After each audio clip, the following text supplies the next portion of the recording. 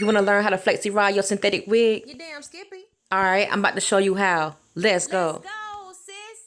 Okay, start from the front and you're going to part it in a small triangle. Get your favorite phone. I'm using Nairobi. And you're going to comb it out real smooth. Now, I want my curls to fall away from my face. So I'm going to roll it to the back, towards the back. All right, once you wrap the hair around the ends, you're going to pull it away just a little bit so it can snug the ends so it can stay put.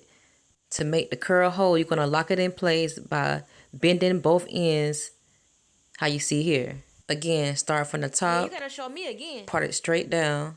And I'm going to show you how to lock the end using a technique for beginners. All right, you're going to wet it.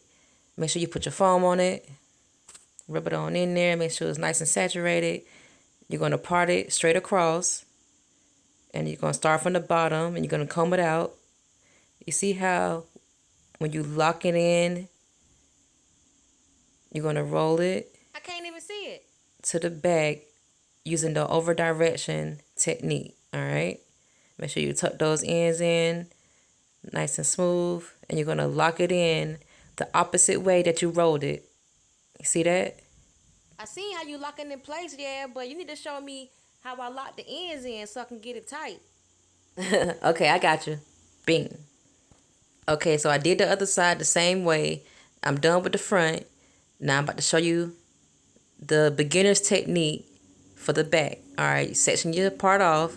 Start from the bottom. Once again, when you wrap it, you can either do it like this and wrap it underneath, or for beginners, you can wrap it on top so it can lock it in place even more. So when you roll it, you won't have no problems with the rods or no problems with the curls falling out. You got it? Okay, yeah, I got it now. But I ain't no hairstylist, so you're going to need to give me a tip or something. Okay, I'm going to give you a tip. The rods are color coordinated. So if you brought the rods in the pack, the bigger ones are the darker colors and the smaller ones are the lighter colors. All right, so that's going to give you a good variety of sizes. I alternate from the bigger ones in the front and the middle-sized ones on the top and the smaller ones in the back.